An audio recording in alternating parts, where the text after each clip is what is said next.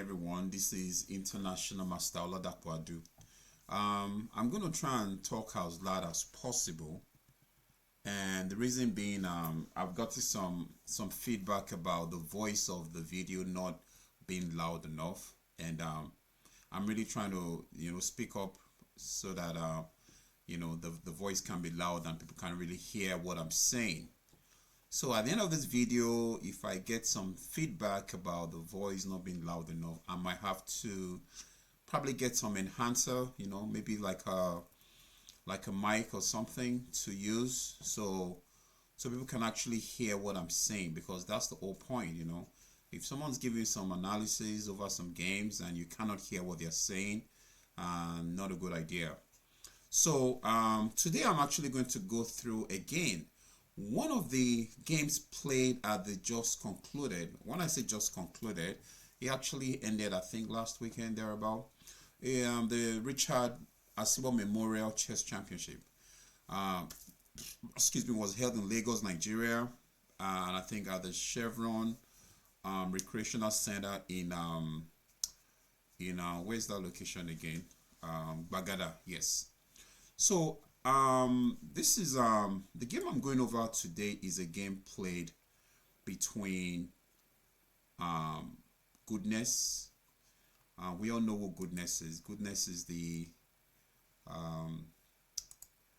young prodigy that's been really playing pretty well. A student of Bomo. Bomo is the coach of Goodness. So this is a game he played against Abdulrahman in the third round. Number one, my number one surprise in this game was the fact Abdulrahman played Sicilian. He hardly played Sicilian. Maybe I might be wrong, but that's just what I feel. So this was an interesting game and with a lot of errors. When I mean a lot of errors, I mean from white and from black, from the opening point of view, because this was a Sicilian can, and it was like both parties don't really know a whole lot of thing to do based on this opening, and I'm going to mention why. So let's get right into it. White played e4. Goodness was on the white side of his Sicilian can. Black plays c5. White plays knight f3. After knight f3, black plays e6. Now this pawn move is an invitation of, I'm going to try to play either Sicilian can by moving my pawn to a6 after the exchange of pawn on d4, or I'm going to move my knight to c6, which is the Sicilian Taimanov. Both of them fall under the Sicilian Paulsen. I think that's the parent name, should I say the mother name for that kind of Sicilian defense. So, and now this is the thing I always mention, anytime you play an opening, you have to actually have an idea of what the opening you're playing is all about.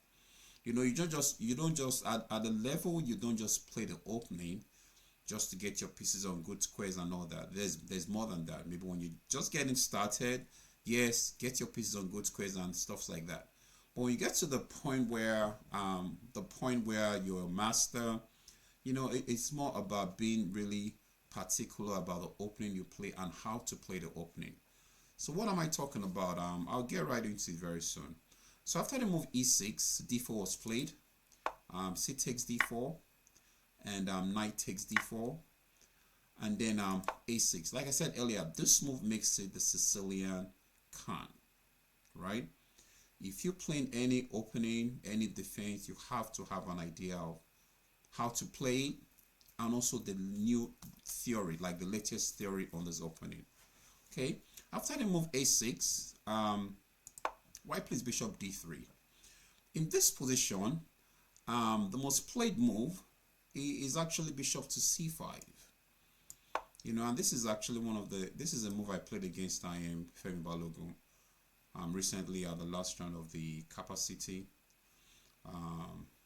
where he misplayed the opening and I was able to get some little advantage. Bishop c5 is the move preferred. Bishop c5 is the move I normally play in this position, and actually one of the most played moves. So what's the idea of bishop c5? The idea is just to put pressure on the knight, force the knight back, probably to b3, or e2 or f3, although b3 is the best move. Why? Because by moving back, you put pressure on the bishop on c5. Now the bishop can either go back to e7 or go to a7. What's the point of the bishop on a7? It puts pressure on the f2 pawn. You know, like I said, you have to know the openings you're playing, you know, where to put the pieces and all that. So after the move, knight takes, knight f6 was played. After knight f6, white castles, then move d6 was played. I'm gonna say something here, you know, which people might think, wow, I mean, what do you mean, like, this is bad? Well, in the new system, when you play against the when you're playing on the black side of the Khan, an early d6 is always not a good idea. I think there was a game Kasparov, let me see if I can remember this game. There was a game Kasparov, I can't remember, but I'll see if I can get my hands on the game. If I can get my hands on the game, I'll probably share it at a later date, you know, make a video out of it. You know, because when you move the pawn to d6, you really limit the effectiveness of the bishop on e7. The bishop is from f8, it's going to come to e7. It's going to come to e7. So the bishop on e7 is pretty much just defending on f6 and d6. All right. So d6 is a very committal move in the Khan. It doesn't used to be like that. This used to be like the main line, but not nowadays. You know, like I said, you have to check the theory. You have to know what the theory says about these positions. So after the move d6, white plays c4. Very good move. Now white is going into the Maroczy bind. What's the meaning of the Maroczy bind?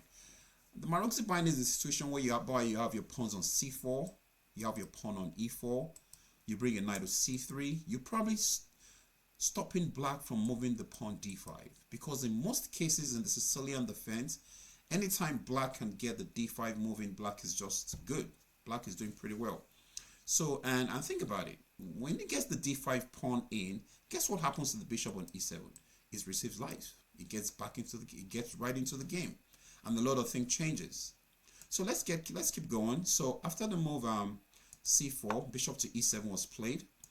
Knight c3, castles, rook e1. Now this is another questionable move. I'm going to explain. Rook e1 looks like a good move, looks like a normal move. There's nothing wrong with rook e1, centralizing your rooks. Nothing can be wrong with rook e1, right? But you know, when you're actually looking at the principles of the game, right, you always want to try to develop your minor pieces first before your major pieces. There's a reason for that, you know, because your major pieces, you probably sometimes don't know where they belong, but your minor pieces, you definitely know where they belong. This is a case example.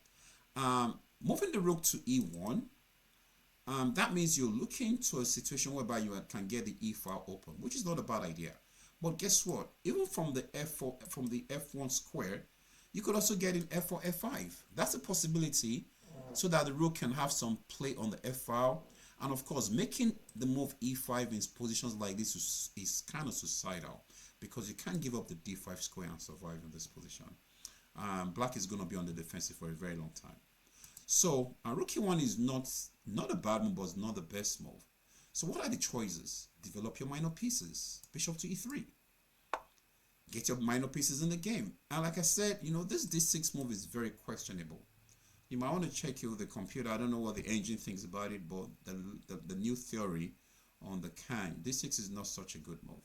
Okay, like I said, it's something I'll probably like to talk about on another date. So bishop e3 is a better move, and the good thing about bishop e3 is now you get your rook to c1, because in most cases in the Sicilian, the black queen is always on the c7 square. Why? You know, looking for counterplay, always on the queen on the c7 square. So with the bishop on e3, your rook gets to c1 on time, and then you have moves like knight d5 at some point in time. For example, if for some reasons this knight gets to the square c6. So let's keep going. Rook to e1. Then the move knight b d7 was played. Black is pretty much trying to go for like an edge-up position. Edge-up in the sense that where all the pieces are on the first three ranks from black's point of view. So he's probably going to play b6. He's going to play bishop to b7. It's going to play rook to c8, maybe queen to c7, maybe rook e8 or rook d8. If you notice, all black's pieces are just on the first three ranks from black's point of view. You know, that's what we call like the hedgehog system. So the move knight beat d7 was played, and after knight beat d7, white plays knight f3. Another error. Another error. You cannot move this knight backwards. Now you see why this move was such a bad move. Because at some point in time in this game, white had to play h3. Now the idea of h3 is to make sure the bishop on e3 doesn't get kicked by the knight on g4. But actually, instead of the move knight f3, bishop e3 will still have been a preferred move. Because after bishop e3, your plan is to play f3, queen d2, g4. And this is what happened in one of these Kasparov games I was talking about. The position black is really like not having a lot of play. You know, black really doesn't have a whole lot of play. Not a whole lot of places to break, to create any kind of play. So by moving the knight to f3, white is just really killing himself without knowing. You know, like I said, now, well, why would he move the knight to f3? What's the point of the knight to f3? So what would have been white's plan? The plan is still about bishop to e3, you know, rook to c1, f3, g4 at some point, and then maybe g5. What's the point of g5? Forcing this knight away from the defense of the king's position. Mind you, black doesn't have any break any part of the board. And white's pieces are just so active. Because with the queen on d2, pawn on f3, g4, g5, your queen can easily switch into the attack. Meanwhile, we also have the bishop d3 looking right on the h7 pawn. You know, it's almost an automatic play for the white pieces. So let's get back into the game. Now we're going to see the error behind the move knight f3. After the move knight f3 and b6, I mean, it's going to bring his bishop to b7. It's going to move his rook to c8 and just put pressure down the c file. So he plays h3. Why did he play h3? He wants to get his bishop to e3. Because think about it, where else can the bishop be? f4 doesn't really do a whole lot, although it's possible. You know, g5 is also possible. Not doing much because after the kick, you have to either move to h4 or move back to either f4 or e3. So h3 is played here. After the move h3 and bishop to b7, now queen to e2. You know, another move I really don't like much. I don't know the idea behind the queen to e2 move. You know, you're doing everything except finish developing your minor pieces. Like I said, in chess, just do the things you're supposed to do. If you don't do the things you're supposed to do, you're going to get in trouble. You will get in trouble. You know, at some point in time, things just don't go your way. So you can't just blame one move blunder, but you have to ask yourself, what led to you making that blunder? So white is already setting himself up for something coming that's not so good. What it is, I don't know, but we'll find out. So queen e2, rook c8. And this is exactly what I said earlier. You know, all the pawns, the pieces are on the first three ranks. The hedgehog kind of system. And, you know, what's the idea of the hedgehog? Black is pretty much trying to play a solid position. Put all the pieces on good squares and pretty much just wait to see what white does. Just wait. Because think about it. Black is not looking to create any kind of break. Either on d5, either on b5. I mean, where else? Because even when you get all your pieces on the best squares, you still have to create a break somewhere. You know, a break to open up the position so that your pieces have more mobility. So let's keep going. Rook d1. Now, wait a minute. I think the last time this rook was on f1, it went to e1. Now the rook is on d1. Like I said earlier, it just really shows white doesn't really understand the opening. Yeah, you don't have the luxury of wasting moves like that against a strong player. You know, you don't have the luxury of making such move. You know, against especially somebody higher than you. You know, even if the person doesn't have a whole lot of experience in the opening, you cannot make moves like this. This rook has moved like rook e1, rook d1. What's the point of those moves? You really can't say this is what you get from that move. But mind you, your bishop is still on e3. Like I said, when you're playing the Sicilian on the white side against defenses like the Khan, you want to get your bishop out so that your rook can be on c1 as quick as possible. Now, what's the big deal about the rook on c1? You know, the rook on c1 defends your c3, it defends your pawn on c2, and also puts pressure on the queen, because normally the queen wants to be on c7, and probably the rook comes to d8. But now here goes the rook from e1 to d1 again. I mean, somebody looking at this game will be like, what exactly is white trying to do? What is it trying to achieve? I'm not sure. So rook d1. Now here comes queen c7.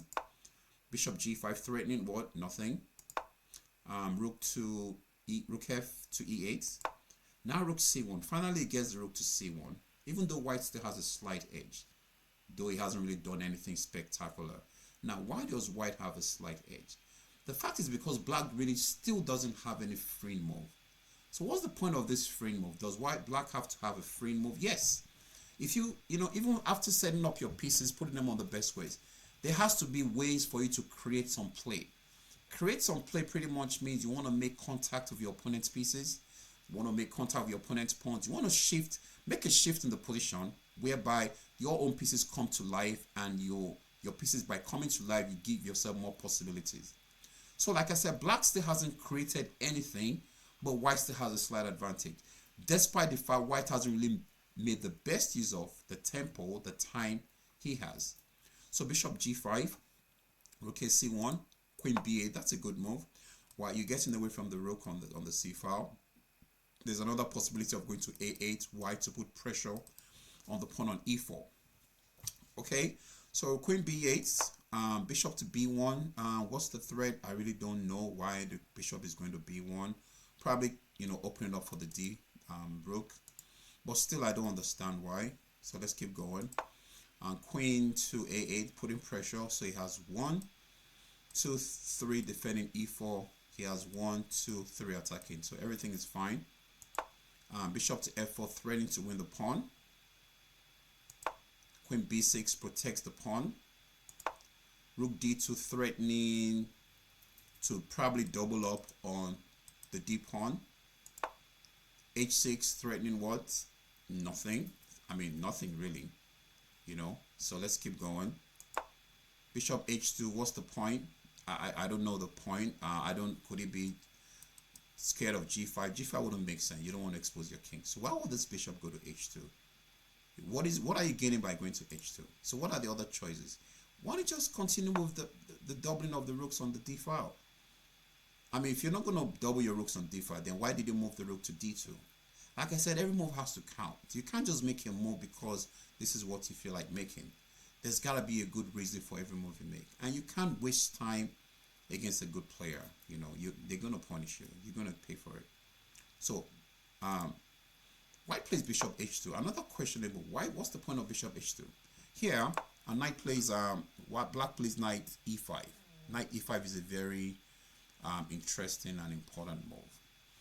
So the threat is to win, to capture the pawn on c4. Now, if you play b3, right? If you play b3, pawn push is possible, but then I can just take. I don't have to worry about c3 because the rook is defending it. Why am I thinking about just playing b3 to defend the pawn? Because you can't take the knight on e5. You can't take the knight on e5 if you have the white pieces. Why? You're going to bring this bishop into the game. You're going to bring this bishop into the game. Apart from bringing the bishop into the game, you're going to have problem with your d4. So you're going to make things a little difficult for you. Right now, think about it. Look at this position. Show me where black has any kind of play anywhere on this board. None. You know, like I said, I can just play b3, just defend my pawn. If you take, I'm going to take back. So what is there to be worried about? Black still don't have any kind of breaks. You don't have any breaks. You don't have any breaks. You don't have any breaks. You don't have any breaks. You don't have any breaks. So, like I said, white is not playing this game well at all. And this might just be due to not knowing the opening. This is probably just because, you know, you're just playing chess.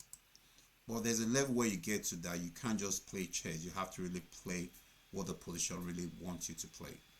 So taking on e5 is definitely a no-no. You can't get this guy into the game. But think about it. When you takes back, now your bishop really can't do much. He's being blocked by this pawn. This bishop comes to life. This bishop to c5. This bishop to b4. I mean, rook is going to come to d8. Black is going to have some, some play all of a sudden. So let's keep going. Rook d1. This rook could have been here instead of the wasted move here earlier, right? Remember that? So rook to d1, bishop to b4, threatening to undouble the pawns and just gain some kind of advantage. Rook d1, rook c2 goes back to the c file. Like it's almost as if white is waiting for black to just do something. So rook to c2 and rook d8, good move. Like I said earlier, the rook is going to get into the game because now they already have a post on the d4 square, which you can always use. Bishop c5 is also possible. If you look at it, what's the bishop doing on b1? Nothing. You're being blocked by your pawn, so you're not really doing anything here. So the bishop is not really doing much. The rooks are not doing much. Yeah, this rook is doing something. This rook is more of a defensive rook than an attacking rook. Bishop on h2 is not really doing much as well. So every move white played pretty much just helped black. Now black is kind of getting to the driver's seat where he can get to dictate what he wants to do in this position. Rook d8. It plays rook d to c1, totally giving up the d file. I mean, there's problem here. There's problem here. Totally giving up the d file. So think about this. You have your rooks doubled on the d file, on the c file. Think about it. You have your rooks doubled on the c file. On the c file, you have a knight on c3, which is your knight. You have a pawn on c4, which is your pawn. So it's not as if you're attacking any of yours, the knight or the pawn. You're not attacking them. You're actually protecting them. Your two rooks doubled on the c file. That's a no-no. Rooks belong on open files. If your rooks are not on open files, then they are misplaced. I mean, that's just simple chess. If your rooks are not on open files, they are misplaced. And it's just a matter of time. So, rook d4, threatening to win a pawn immediately, if I'm not mistaken. There's one. Yeah. Threatening, the pawn is, pawn on c4 is weak. e4, there's pressure on e4. Black is in the game. But I'm going to say this. Remember when the pawn was on d6 and bishop was on e7? Black had absolutely nothing. But things have changed now. Because now the bishop is in the game. The rook is in the game. So let's keep going. A3. Bishop back to f8. Bishop a2. Okay, now it's making some good use of this bishop. Maybe if you can play b4, c5. I don't know. Now the bishop is trying to get some play. So after the move bishop to a2, rook d8. Now black is just looking really good. Think about it. Even if he doesn't get to capture any of the pawns, the fact he has the d file, he has pressure on the d file, he has contacts in white's position, black is looking good. And if you think about white's minor pieces, let's look at white's minor pieces. The bishop on h2, not so good. Bishop on a2, not so good. And both bishops are being blocked by the opponent's pawns. And you really can't do much about those pawns right now. So let's keep going. Wow, another rook move, rook d1. So now it's so clear that white is on the defensive. Now, if we go back to what happened in the opening, the things that I mentioned about this position, we'll see that it's not so far-fetched to see white just really crumble, just having this bad position. And there's a reason why this happened, and there's a way, there's something that actually led to this. So we can see white is just trying to defend this position. But this wasn't the case until this pawn left the d6 to e5. So that's why I said earlier, taking on e5 is a no-no. You can't afford to do that because you're going to give a lot of play to your opponent. So let's keep going. Rook d7. And what's the point? Probably trying to triple on the d file. That's the only reason I see. Defending the bishop. I don't know what else. Rook to d7. What are the choices? Knight takes e4 is possible. Knight takes e4 is a possible move. Knight takes e4 is a possible move. So, but let's keep going. Let's keep going. Rook d7, king h1, and I think the idea is to play f3 and then bring the bishop to g1 to put pressure on this guy, which is not a bad idea. But the moment you play f3 in the Sicilian, get ready for this knight to come and harass you. It's either on g3 or f4. So you know it's really difficult position for white. And like I said, white is just on the defensive. It's been on the defensive for a while now. So king h1. Another move that is just bad. And in this position, I think knight takes e1, knight takes e4 is just pretty strong for black. Knight takes e4. So what if it takes back? Rook takes. You up a pawn. You still have pressure on the position. Queen f1. Rook takes e1. Queen takes, and black is just black is just ahead. Up a pawn. Piece is still looking really good. Piece is still looking really good. Black is up a pawn, and white doesn't really have anything to show for it. King h1, bishop to e7, f3 defends the pawn.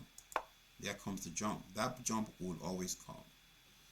Anytime you play f3, be ready for the knight to jump to f4 or g3. It's always going to come.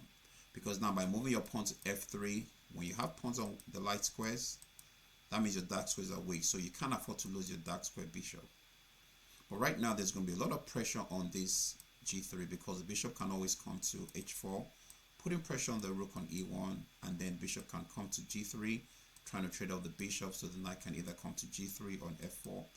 And like I said, white is just on a very, it's just a matter of time. White is going to give up at some point, because this is what happens when there's a lot of pressure on your position. You keep defending, you're going to get to a breaking point where you really can't defend any longer. The game either wears on you and you just make a bad move, a blunder, and then game is over. But like I said earlier, something led to that blunder. So when you see a blunder on the board, don't be like, oh wow, but when you call blunder, no, what led to him or her blundering? So let's keep going. g4. Now these are very desperate measures. This is a move that should have been played much earlier in the position with the pawn on d6. Remember what I said about the Kasparov game? I'm going to look for the game and share with us at some point in time. Sometimes very soon, so that we really can connect the two. Now g4 is a move that should have been played much way earlier. But white is pretty much saying better than never. But no, that's not the case in this situation. Now the knight jumps. Bishop takes, pawn takes. Now the dark squares are just really, really bad. Now, like I said earlier, if you have your pawn on the light squares, if you have a lot of pawns on the light squares, that means your dark squares have to be weak. And if you have a weak dark square, you must have a dark square bishop to defend it. If you don't have a dark square bishop to defend it, it's just a matter of time. You are going to be busted. Period. These are just how the game works. So, I mean, white is still struggling here. Why is white struggling? White has no play whatsoever in any part of the board. None. White has nothing. Nothing is going for white. Absolutely nothing. White cannot even create a threat. White can't even create a threat. There is just nothing going well for white. Not a good thing. So let's keep going. Knight plays rook d1, trying to exchange pieces. Queen d8, very good move. Was there something he could have done? He could have just taken. Good. But rook d8, black says, I'm just going to put the pressure. Rook takes back. Rook d1. Rook c1. What's the point of rook c1? The idea is to move the rook to d1. White trying to trade more pieces. But there's a danger here for white that white doesn't understand. Two things. Number one, you're trading into a bad endgame, because the black bishop is going to dominate the knight and the bishop. Definitely will, because they'll just have to open up some lines, and then black is really going to be on the driver's seat. And number two, most of the time when you're playing against the Sicilian defense, majority of the time when you get to the end game, black has an advantage. So when you're on the white side of the Sicilian, you want to take black out as quick as possible, because if you let the game get into the ending, you're going to have some difficulties. So after the move, rook c1, bishop c5. Very interesting move. What's the point of bishop c5? The bishop is looking right at this g1 square. This is a big deal. The king can't move there because there's an extra attack. When you start having situations like this, you have to be worried. You don't have to wait till the rook is off the d4 square to know that there's already trouble for this king, because it doesn't really have a whole lot of squares it can move to. Maybe the g2 and the h2, but definitely not the h1 square. So the move rook d1 came. What's the point? Exchange more pieces. Try to look for ways to survive this game. Queen h4. What is the point of queen h4? It's obvious. Just threatening to win a pawn. And like I said, all of a sudden this is not a safe square. And you cannot come to g2 because of the queen check. Remember what I said about when your pawns are on the light squares? What happens to your dark squares? They become weak. It's even more pronounced here because black has a pawn on f4 that puts pressure on e3 and g3. So black queen has an anchor where it can get in and like commit a whole lot of havoc. So queen h4, queen f1.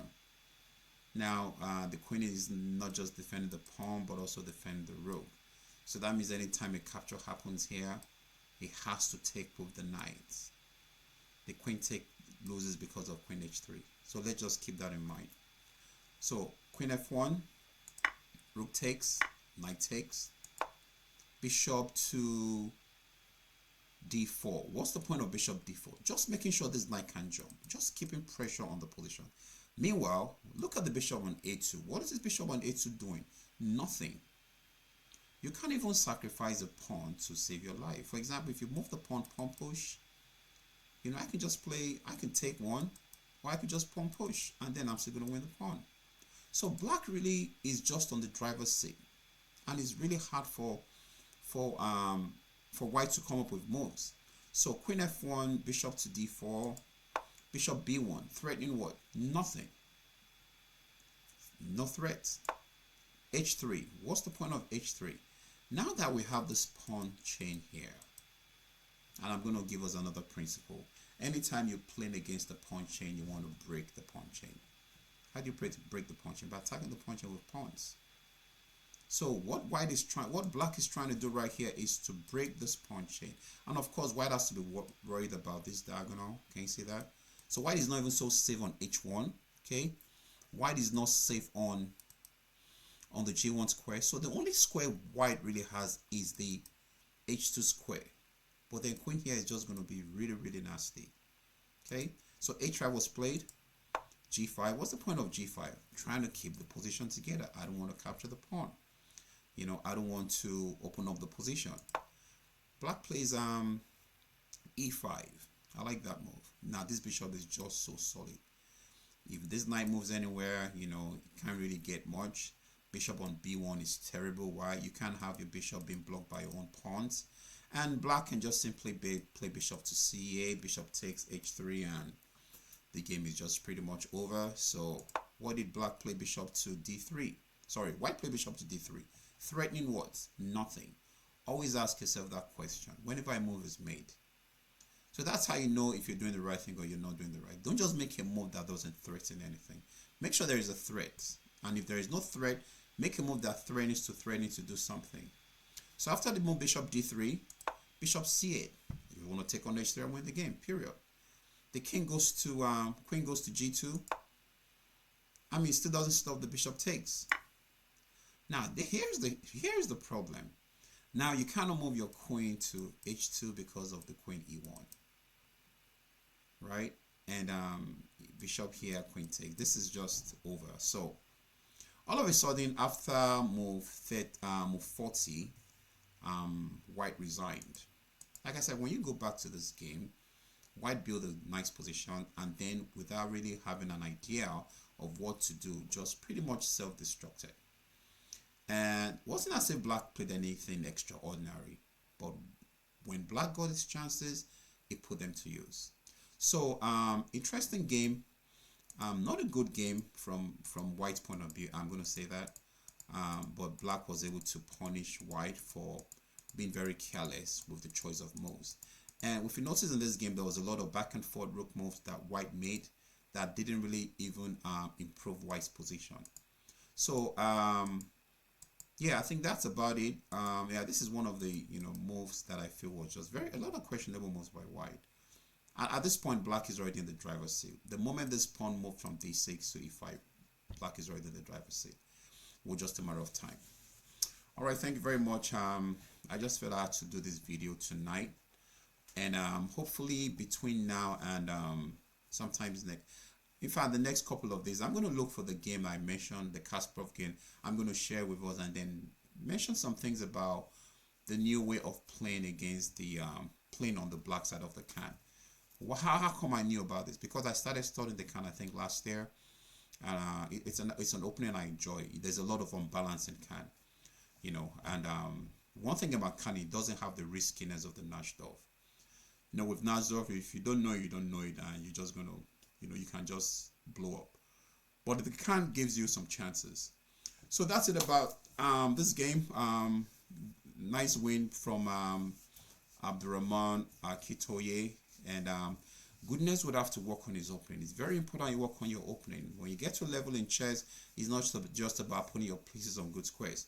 You have to know a lot of theory behind a lot of openings you play. So, like I said earlier, I hope I was able to. I hope the audio will be much better. And if this is not better, because I really try to raise my voice in this video, if it's not as good as people think, I might have to get a mic or something so that the listeners can listen well, hear well, and all that. So thank you again for watching. Please check the game out, leave a comment, and share your thoughts on this game. Again, this is International Master Ola Dakpadu. Have a good night and God bless.